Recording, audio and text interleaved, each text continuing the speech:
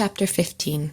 Most Holy Mary is informed of the will of the Lord that she visit Holy Elizabeth. She asks Saint Joseph for permission to go, remaining silent about all that had happened to her. By the words of the heavenly messenger, the Archangel Gabriel, Most Holy Mary had been informed that her cousin Elizabeth, who was held to be sterile, had conceived a son, and that she was already in the 6th month of her pregnancy. Afterwards, in one of the intellectual visions, the Most High revealed to her that in a miraculous birth, Elizabeth would bring forth a son who would be great before the Lord, a prophet and the forerunner of the incarnate Word. Also, other great mysteries of the holiness and of the personality of St. John were revealed to her. On this same occasion and on others, the heavenly Queen was informed that it would be agreeable and pleasing to the Lord if she would visit her cousin, in order that as well Elizabeth as also the child in her womb might be sanctified by the presence of their Redeemer. For His Majesty was anxious to communicate the benefits of his coming into the world and his merits to his precursor, in order to make of him, as it were, the well-seasoned first fruit of his redemption. At the news of this sacramental mystery, the most prudent Virgin,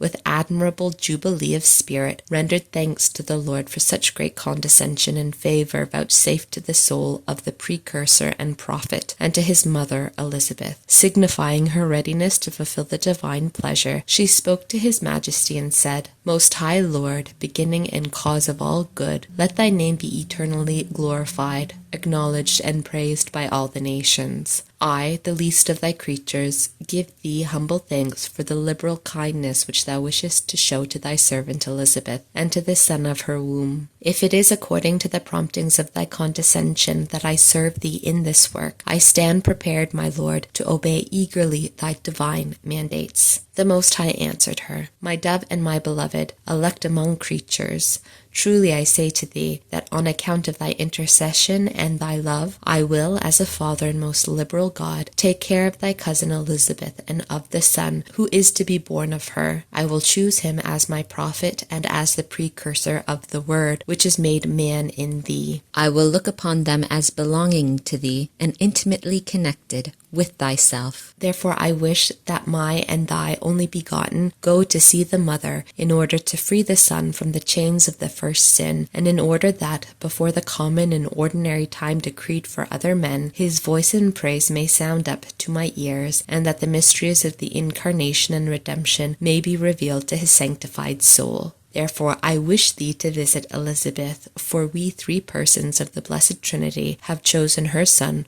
for great deeds conformable to our pleasure. To this command of the Lord the most obedient mother responded, Thou knowest, my Lord and God, that all the desires of my heart seek but thy divine pleasure, and that I wish to fulfill diligently whatever thou commandest to thy humble servant. Allow me, my God, to ask permission from my husband Joseph, and that I make this journey according to his will and direction. And in order that I may not diverge from what is thy pleasure, do thou govern me during that journey in all my actions. Direct my footsteps to the greater glory of thy name. Accept therefore the sacrifice which I bring in going out in public and in leaving my cherished retirement. I wish to offer more than my desires, God and King of my soul. I hope to be made able to suffer all that will conduce to thy greater service and pleasure, purely for thy love, so that the longings of my soul may not remain entirely unfulfilled. When our great Queen came out of this vision, she called upon the 1,000 angels of her guard, who appeared to her in bodily forms, and told them of the command of the Most High. She asked them to assist her with careful solicitude in this journey, to teach her how to fulfill all the commands according to the greater pleasure of the Lord, to defend her and guard her from dangers, so that she might conduct herself in all things during that journey in the most perfect manner.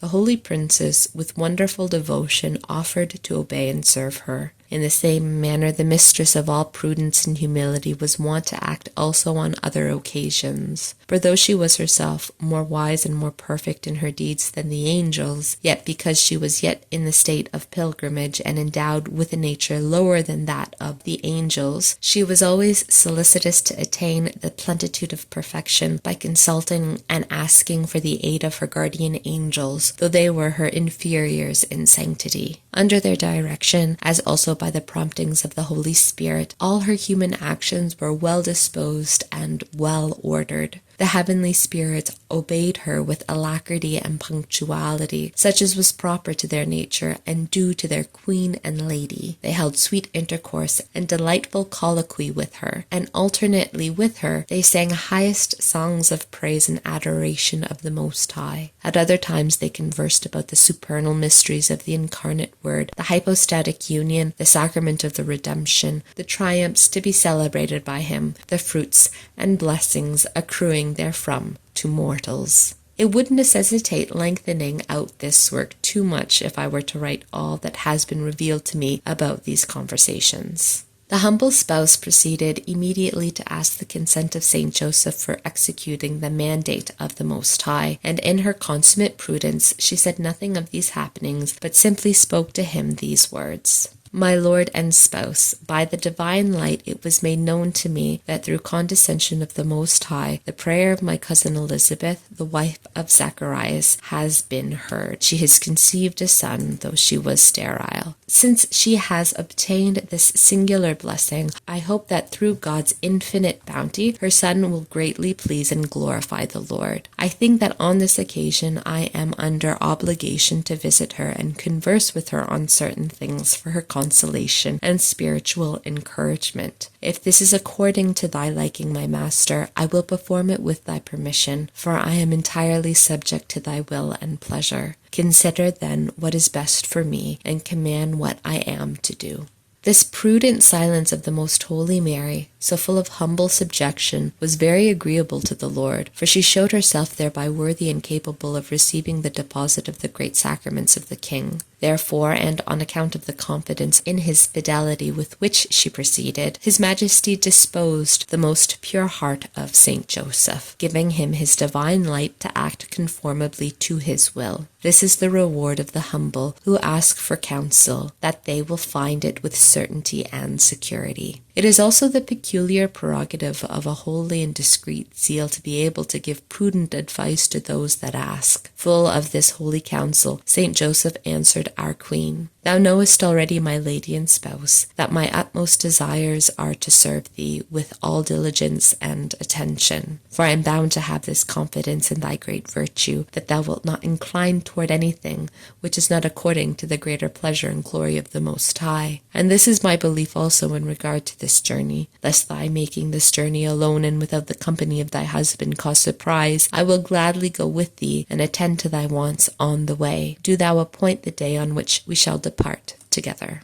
The Most Holy Mary thanked her prudent spouse Joseph for his loving solicitude and for his attentive cooperation with the will of God in whatever he knew to be for his service and honor. They both concluded to depart immediately on their visit to the house of Saint Elizabeth, and prepared without delay the provisions, which consisted merely in a little fruit, bread, and a few fishes, procured by Saint Joseph. In addition to these, he borrowed a humble beast of burden in order to carry their provisions and his spouse, the Queen of all creation. Forthwith they departed from Nazareth for Judea. The journey itself I will describe in the following chapter. On leaving their poor dwelling, the great mistress of the world knelt at the feet of her spouse Joseph and asked his blessing in order to begin the journey in the name of the Lord. The saint was abashed at the rare humility of his spouse, with which he had already been impressed by experience on so many other occasions. He hesitated giving her his benediction, but the meek and sweet persistence of the Most Holy Mary overcame his objections, and he blessed her in the name of the Most High. The Heavenly Lady raised her eyes and her heart to God in order to direct her first steps toward the fulfillment of the divine pleasure, and willingly bearing along in her womb the only begotten of the Father and her own, for the sanctification of John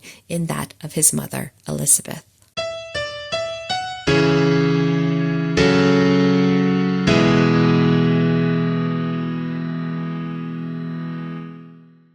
Instruction which the Heavenly Queen and Lady gave me. My dearest daughter, many times I have confided and manifested to thee the love burning within my bosom, for I wish that it should be ardently rekindled within thy own, and that thou profit from the instruction which I give thee. Happy is the soul to which the Most High manifests his holy and perfect will, but more happy and blessed is he who puts into execution what he has learned. In many ways, God shows to mortals the highways and pathways of eternal life. By the Gospels and the Holy Scriptures, by the sacraments and the laws of the Holy Church, by the writings and examples of the saints, and especially by the obedience due to the guidings of its ministers, of whom his Majesty said, "Whoever hears you, hears me." For obeying them is the same as obeying the Lord himself. Whenever by any of these means thou hast come to the knowledge of the will of God, I desire thee to assume the wings of humility and obedience, and, as if in ethereal flight, or like the quickest sunbeam, hasten to execute it,